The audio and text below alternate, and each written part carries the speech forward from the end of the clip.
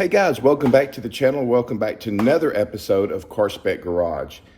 Today, we're talking about the 2023 Tesla Model Y. It's got the 4680 cells from Austin, Texas. This is not a review. I've had the car for about 2 weeks, got about 700-800 miles on it. Not a review. This is to talk about and review Tesla Vision's Park Assist. So hold tight. Let me tell you the story to get us today, and then we're going to review it.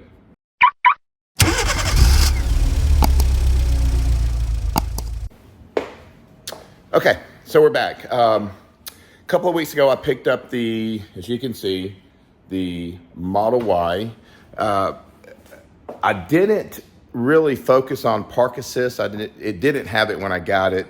I was more concerned about looking and make sure panel gaps and all that stuff was right, and it was. I mean, a couple of little minor issues, but we'll get those sorted out at another date, and then go from there. So I'm not too much worried about it. So I wasn't even sure what version of software I had when I got the car. I was so excited about the car and driving it home that I didn't even look to see, to kind of see what version. Let me get this air conditioner turned up a little bit more. It's humid here in Alabama at 10 o'clock in the morning. All right, where were we? Okay, so Park Assist. So I got the car, didn't look at the software version, just was more interested in looking at panel gaps and interior and all that stuff. So drove home, no Park Assist, drove around, no Park Assist. Got an update in the car. Couldn't tell you where I was at prior to this update, but got an update to 2023.12.6 or 12.9. We'll look in the car here in a few minutes. So maybe it's 12.9. And so I thought, okay, I'll have it now. Didn't get it. And so then I thought, oh, well, okay. So I started doing some research and I found out that it was a much earlier revision of the software that had it. So that was kind of odd. So I did some research, really couldn't find anything, searching the forums and all that. So I decided just to kind of go on Facebook and pose a question. Hey, when do I get it? I don't have it. This is the version I'm on. And so a bunch of people said, no, you should have it. It was in one of the later versions, I think 2023 5.6 or .5.6 or something like that. So I went, all right. So then one person said, hey, do a factory reset, not just a reboot of the computer, but a factory reset on the car. And it showed up for this person that had replied back to my post. It's like, gosh, I don't want to do that. I've got the car set up. As you saw in the previous video, we got HomeLink installed in the car that I purchased and put in myself. I didn't want to have to go back and reset up all my garage doors and all that. But then finally I just caved and said, well, I want Park Assist, so let me try. So also was worried about my profiles, my wife's, both my sons and myself. So we still did it. I went ahead and did the factory reset, just like if I was selling the car or I picked the car up brand new, and got my profile back in, which was really cool because I know what I found out was that, I knew that Tesla had the cloud profiles. Well, when they pulled down, they got pretty much about every option back in the car that I had set up, seats and all that. I still had to set HomeLink back up, and that was a pain, but we got it done. And then a few other little minor things, charging. We have start charging at 9 o'clock at night here, Monday through Sunday until 5 a.m. and you get a reduced rate here in Alabama. So I had to reset some of those things up, but not a big deal. It was fun. And then all of a sudden, Park Assist shows up. And I was like, yes, they were right. So I thanked them on Facebook and been using it for a couple of days now. So I wanted to get a couple of days, understand it, learn it a little bit, to talk to you and to let you know what my findings are. Now, this is not scientific. That we're going to do a couple of just little bitty range here in the garage. Like as you can see here, I'll try to show you. This is my workbench there. This is the front of the car. If I can come down. So what we're going to do is just, kind of measure going back and forth and just show you where we're at. So I've also noticed a few other things. So let's go ahead and get in the car, and then I'll catch you back in the car, and then I want to show you a few things that's kind of got me like, yeah, this is not beta. This might even be alpha. And the reason why I say that is I'm a retired CEO, and I've owned technology service companies, and I've also owned a software company. So I understand alpha, beta, understand code a little bit, but that's what we had teammates, employees for, was that. So let's get into the car, and I'll catch you there, and then we'll go over what I've noticed so far. Hold tight. All right, guys, we are back in the car. As you can see, I'm in park, so we can move around and do all that fun stuff.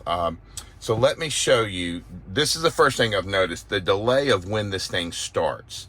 So I'm going to put my foot on the brake, and I'm going to put it in. And here's what you'll see is this little, triangle, and it's showing 29 to 30 inches here and 26 to 27 inches.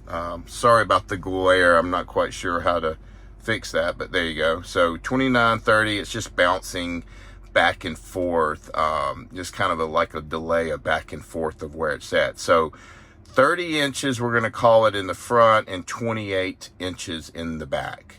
If I go to software and I go to release notes, I'm going to put it in back in park, then you're going to see here, park assist should be in at 2023.6.9, and I'm sitting at 2023.12. Let me cover that up. 2023.12.9. So I have probably had it for probably quite a while and just did not notice it. It didn't work because I had to do a factory reset in the computer, which was a pain. So, all right, so let's put it back into gear. And you'll see here, this thing says park assist degraded. It's always like that. It doesn't change. So now you can see, putting it back in, that...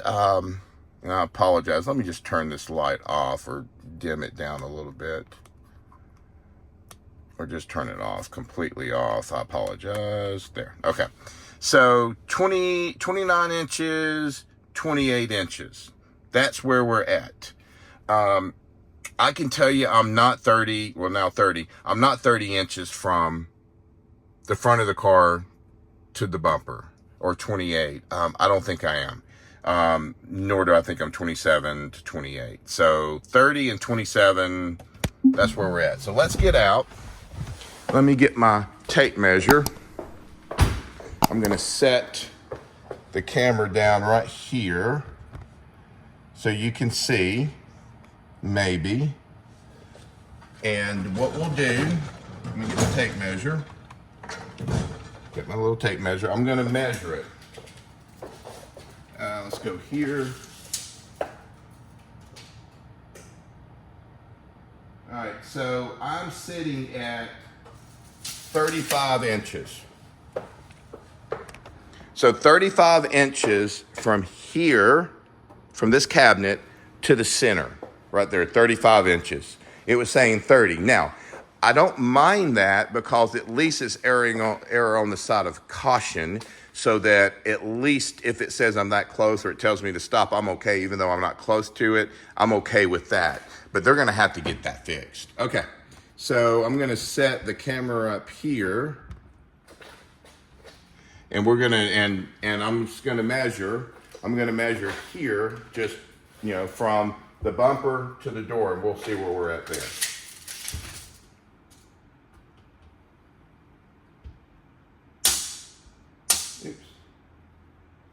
All right, so that one is 46 and a half inches from here to this door. Now let me measure one more from here to here, and let's see what it does. So I apologize, I'm not the best video guy in the world.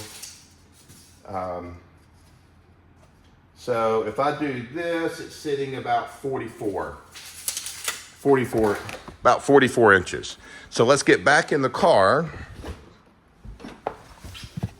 here, and then let's put it in gear. This is not 44. This is saying 28. Again, I'd rather it err on the side of caution than tell me that I'm 50 or 60 inches away and then I end up hitting the garage door And then the same here.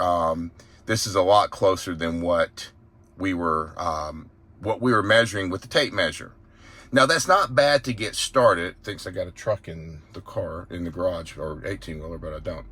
So that's not bad, but it's still not good. I mean, like I said, I think this is alpha at best. Go here, software, so you can see. And again, we're sitting at 23.12.9, and then a bunch of other characters off from there. So, and the release notes have it in there. So yeah, it's not right. Matter of fact, if I put it back into park and then watch this, it'll say that it's degraded. It always says that it's degraded. So park assist is degraded. Now, if I go forward a little bit, you'll kind of hear it. We'll keep going a little bit more. And as you can see, it still thinks there's an 18-wheeler in the car. This is my lift that I'm up underneath, so it kind of wigs out. But again, it just is not, right. It's still off. We'll go backwards. Oh, there you go. So see here, it says park assist is degraded. It's constantly saying that. I'd love to see if you guys are getting the same thing. We'll just back it up and stop. Love to see if you guys are getting the same information that that I'm getting here. Would just be would be good to know if it's just me or the car or whatever it is. Okay, so there you have it. The measurements don't lie with the tape measure. It is definitely further away from the object as what it's stating on the screen. Also, one thing that I do see most of the time, it didn't do it when we were just doing the video here, is when I get in the car and it's been sitting for a while, it's gone dormant or whatever, and I get in, I start to back up, it'll say park assist not available. And then after a few seconds, then it turns on. I guess it's just checking the cameras, if I'm not mistaken, probably making sure they're calibrated properly. So as soon as you get in, sometimes you may see that, sometimes you may not see that. Again, it's not, it's buggy. There's no doubt. This is alpha. No doubt it is definitely alpha software. So we're not even in beta yet. So I definitely look forward to Tesla moving forward with their vision, or Tesla Vision, the vision of Tesla Vision.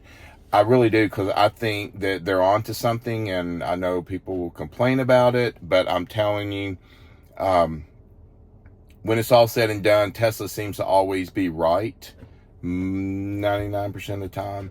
So I'm excited to see where Tesla Vision goes. I have autopilot on the car. I don't have full self-driving, nor will I get it.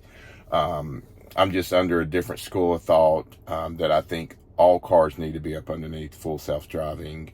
All cars need to be talking to each other for full self-driving to truly work, especially turning left across traffic and people just not letting you out. But that'll be for another video. So I appreciate you joining in. I appreciate your subscriptions.